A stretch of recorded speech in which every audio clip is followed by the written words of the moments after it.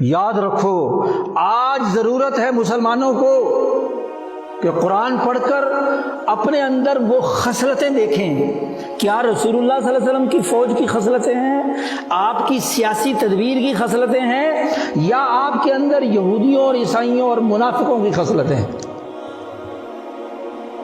حالت تو یہ ہو چکی ہے کہ خصلتیں ساری منافقوں والی. کیسی منافقت ہے؟ اسرائیل سے جنگ ہے اور اسرائیل کا ابا امریکہ سے یاری ہے، اس کے ساتھ دوستی ہے، اس کے ساتھ معاہدے ہیں. بھائی یہ جتنے بھی یہودی جن کی فرمیں ہیں یہ امریکہ میں بیٹھ کر تو کما رہے ہیں. تمہارے ملکوں کے اندر تمہارے ساتھ جو یہاں کے سرمایہ دار ہیں ان کو ملا کر تو کما رہے ہیں. ذرا بائیکاٹ کرو اپنے سرمایہ داروں کو. تمہارا حال تو یہ ہے کہ تم حج کرنے جاتے ہو اور وہاں پیپسی کو فوڈ چینز تمام تر کھانے پینے کے کھابے یہودیوں کو صرف 2 مہینوں کے اندر اربوں خربوں روپیہ تم منتقل کرتے ہو. تمہارے کھانے پینے کا سارا پیسہ کس کے پاس جاتا ہے؟ انہی یہودیوں کے پاس جن کے ہوٹل ہیں وہاں چاروں طرف. 80% شیئر یہودیوں کے، اور ایک مسلمان شہزادہ ساتھ ملا کر اس کا نام لگا دیا کہ یہ اس کا ہوٹل. ہلٹن کس کا ہے؟ پر کانٹیننٹل کس کا ہے؟ کون سے وہ ہوٹل جو چاروں طرف اور ٹوٹلی امریکی پیٹرن پر بنے ہوئے؟ ذرا مدینہ کی چاروں طرف ہوٹلوں کا پیٹرن دیکھو اور نیو یارک اور واشنگٹن کے ہوٹلوں کا پیٹرن دیکھو. پولیس بھی وہی، کلر بھی وہی، ان کی گاڑیوں کے کلر بھی وہی، ٹریفک کا قانون اور ضابطہ بھی وہی. تو بھائی اسرائیل سے تمہاری لڑائی ہے، وہ ظلم کر رہا ہے اور تم شرم سے ڈوب کے مر رہے ہو، تو امریکہ سے ذرا بائیکاٹ کرو نا، یورپ سے ذرا علیحدگی اختیار کرو نا. اس کا مطلب ہے کہ جھوٹے ہو، جھوٹی باتیں کرتے ہیں. وہی حالت ہے جو اس زمانے میں یہودیوں کی تھی، اور تمہاری اس حالت کا نتیجہ ہے کہ تم نے وہی کام کیا جو یہودیوں نے دوسری اقوام کو اپنے اوپر قابض کرنے کے لیے کام کیا تھا. کیا فلسطین میں داخلہ فلسطینیوں نے نہیں کرایا برطانیہ کا ترکوں کے مقابلے میں؟ کیا مکہ اور مدینہ کے اندر ترکوں کو نکال کر شریف مکہ کی پوری فوج کو داخل کرنے کا کام بادشاہت کے لالچ میں تم نے نہیں کیا؟ برطانیہ نے کرایا اور تم نے کرایا. عربوں نے بغاوت کی تھی ترکوں سے، خود اپنے پاؤں کاٹے تھے، ترکوں کا قتل عام کیا تھا، خلافت عثمانیہ کے پر کاٹے تھے، اس کی معیشت تباہ کی تھی. باسہم بینہم شدید. آج بڑے فخر سے بڑے بڑے مولوی بیان کرتے ہیں کہ جی بس جی یہ تو ہاں جی غزوہ ہند ہے، کوئی کہتا غزہ ہے. اور آج کل ایک اور ضعیف حدیث کی بنیاد پر ایک عسقلان کی جنگ میں جو شہداء ہوں گے اور وہ ایسے جنت میں چلے جائیں گے. اور جناب ماشاءاللہ فلسطینیوں نے عسقلان کی جنگ میں یاد کر. عسقلان ہے کہاں جغرافیائی طور پر معلوم ہے اس مولوی؟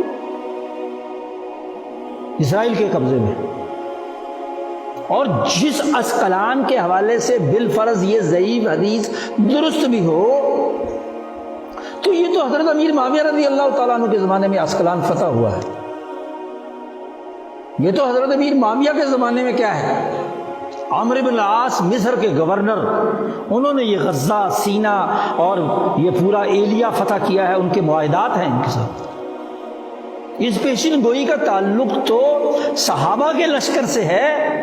آج کے وہ جو ان کے اوپر یہودیوں والی خصلتیں ہیں کہ تحسبہم جمیعا وقلوبہم شتیٰ، اس پر مولوی فٹ کرنا شروع کر دیتے ہیں.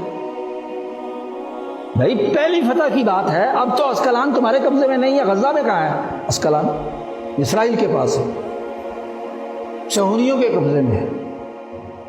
شام کی نکیل ہے، نکیل.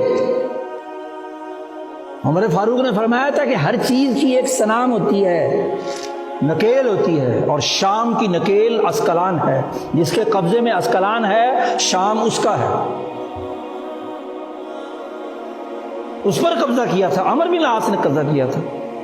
آج جو لوگ عسقلان کی حمایت میں اخوان المسلمین کے ایجنٹوں کی حمایت کر رہے ہیں وہی امیر معاویہ کو گمراہ کرا دیتے، نعوذ باللہ.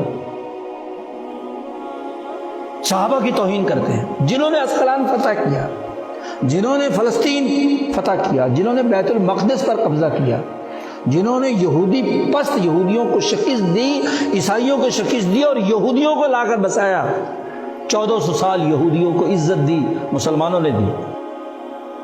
عیسائیوں نے تو شرط لگائی تھی عمر فاروق کے حوالے کرتے ہوئے بیت المقدس کہ یہودیوں کا داخلہ ہم نے 300 سال سے بیت المقدس میں بند کر رکھا ہے، آپ ان کو نہ داخل ہونے دیں، یہ شرط لگائی۔ عمر فاروق نے کہا شہر آزاد شہر ہوتا ہے، اس میں سیاسی طور پر پابندی نہیں لگائی جا سکتی کہ کون آئے گا اور کون نہیں آئے گا۔ جی آج وہ یہودی مٹھی بھر عیسائی اور مٹھی بھر یہودی وہ تو ہیں اکٹھے اور کھلی جنگ لڑتے ہیں، اور تم جو یہودی کرتے تھے وہ ان کی حالتیں تم نے اپنا لی، جو منافق کرتے تھے ان کی حالت تم نے اپنا لی، اور پھر حدیثوں کے خود ساختہ مفہوم بنا کر جہاد کی فضائل اور جناب ان کے سارے علاقوں کے فضائل ان تمام جو اس وقت آپس میں ایک دوسرے کے دشمن ہیں، جھگڑے کرنے والے ہیں، انتشار پیدا کرنے والے ہیں، مسلمانوں کا قتل عام کرانے والے ہیں، ان کے لیے حدیثیں فٹ کر رہے ہیں۔ یہ کون سی عقل کی بات ہے؟ سیاسی بے عقلی ہے۔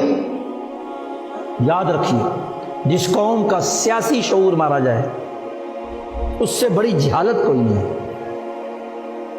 جہالتیں ہوتی ہیں نا، کسی کے پاس علم نہیں ہے جاہل ہے، کسی کے پاس ایک درجے کا علم ہے اگلے درجے کا نہیں پتا تو اگلے درجے کا جاہل ہے، میٹرک کیا ہوا ہے اوپر کا والا جاہل ہے، ابتدائی دینی تعلیم حاصل کی ہے اوپر کی علوم نبوت نہیں پڑھے تو اس کا جاہل ہے۔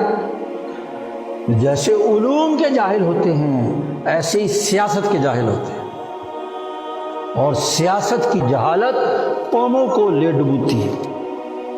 جی سب سے بڑی جہالت سیاسی جہالت، سیاسی بے شعوری، عقل کا استعمال نہیں۔ عقل و شعور ہی تو انسان کے لیے رہنمائی کا ذریعہ ہے، اور عقل و شعور کی بنیاد پر بھی اللہ تعالیٰ دنیا میں بھی اور آخرت میں